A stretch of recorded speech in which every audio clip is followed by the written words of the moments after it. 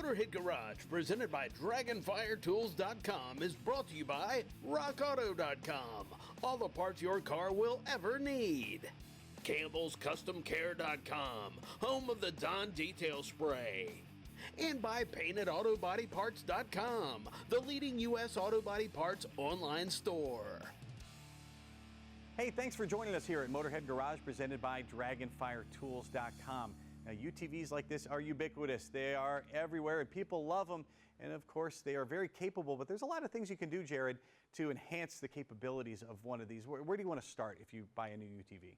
Well, our main focus at Texas Tough Customs is always to make the machine more capable by putting bigger tires on it. So for us, our lifts prioritize moving the front wheels forward and the rear wheels back so that you can fit larger tires so that it's more capable in off-road situations. The second thing that we focus on is suspension, articulation, and ride quality, and we always try to enhance the suspension from stock to make it flex more, to make it ride better, and just to make it perform, overall better. Well, let's talk about the stance of the vehicle first. You mentioned that, moving everything out. How does that enhance your performance on the trail? Particularly on this Talon buggy we have back here, it's got our Texas Tough Customs 3-inch long travel kit on it. So this particular one widens it by 2.2 inches on each side and then gives it 8 inches overall of wheelbase. And what that does is it makes it more stable when you're going to climb stuff, steep hills, off-camber situations, make it more stable because you're a little bit wider now. Gives you a better approach angle and a departure angle in both the front and the back when you're climbing flat rock faces or even going down into deep mud holes and different stuff like that. How big can you go with stock suspension, and how big can you go with suspension from Texas Tough Customs? Absolutely. Stock suspension setup, you can usually run about a 30-inch tire before you start rubbing, depending on the model. Now, like I said, this is a Talon X, so they got a little bit shorter wheelbase, so you can run smaller tires, so about a 30 or so. With our 3-inch kits, our forward arms, all of our kits that we offer for the Talon, you can run a 35-inch tire, no issues, no rub, no nothing. So. Well, there's a stark difference between the stock control arms here. We're looking at the upper and lower that come stock with a Talon like this. How are Texas Tough Customs arms different from what we see stock? Obviously, Absolutely. There's a visible difference, but how do you make them differently? Yeah. So obviously these are the stock arms. They're super small tubing, super thin wall tubing as well. The ones that we have on this model back here are our 3-inch kit. It's kind of a medium road, and these right here in particular are our extreme arms. So these arms right here are made for the guys that are running huge 8-inch portals, 46-inch tires, 50-inch tires. This is our ball joint delete kit. So as you can see, this particular kit is our most extreme option. It's going to convert the stock ball joint to a 1 1/4 Heim joint, which is exponential improvement over stock. You don't break the ball joints anymore. You can run the biggest tire you want, and you can get after it in the mud or in the rocks or whatever you want to do. And when you go to a bigger tire, that's a lot of unsprung weight out there too. So what kind of things do you have to take into consideration when you're building a control arm?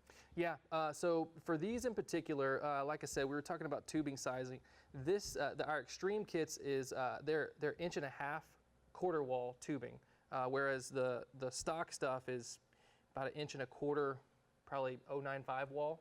In some cases, but the big arms, the extreme arms, we do 1.5 inch quarter wall tubing, DOM, and we make sure that we use all the biggest components that we can to run on here. We're running 3/4 Heims at the frame with custom bushings. Like I said, with the ball joint delete kits, we're running 1.25 inch Heims with custom portal plates with 3/8 plate everywhere.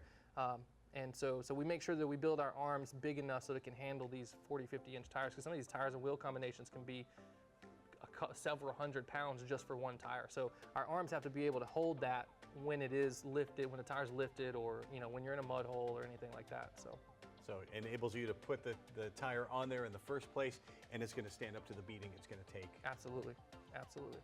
And now moving here from front to back on the Talon behind us here, the bumper stands out. There's a really cool look as it's coming at you. That's something you make at Texas Tough Customs. Absolutely, yeah. On this one in particular, this is one of our short stubby bumpers. So this is going to be one of our small medium bumpers. We build them for all size winches. So we do UTV winches or all the way up to big, truck winches, Jeep winches like we have on the Pioneer over here. One of the things we're working on is some full winch bumpers that go all the way around the headlights, where you can run big winches, small winches, UTV winches, truck winches, whatever you want. We also make rock sliders to protect the sides of the buggy when you're in rock situations or even in mud holes. And then we're working on also doing some rear winch bumpers as well.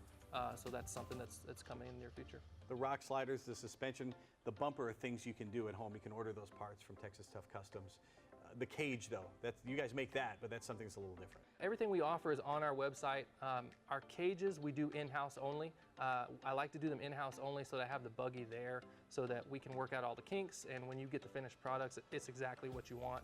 Usually what I'll do with the customer is I'll have a sit-down meeting with them. I'll ask them to send me some pictures of cages that they like from other buggies, and I'll incorporate the design elements that they prefer from the other cages, and I'll make them a custom cage. I'll render the drawings for them, send them back their renderings, and then they'll come back to me with yes or no, and then I'll start cutting and bending and building their cage. And you've got some other new stuff coming down the pike as well. Absolutely. Another thing that we're working on is some hydraulic steering options for both the Pioneer and the Talon, so that we can get away from the manual steering gearbox. A lot of the big tire guys seem to keep breaking the gearboxes in them, so we're working on some hydraulic steering options for both the Pioneer and the Talon. You can get the most out of your UTV. Go to TexasToughCustoms.com. Everything super high quality, made in the USA, and guaranteed for life.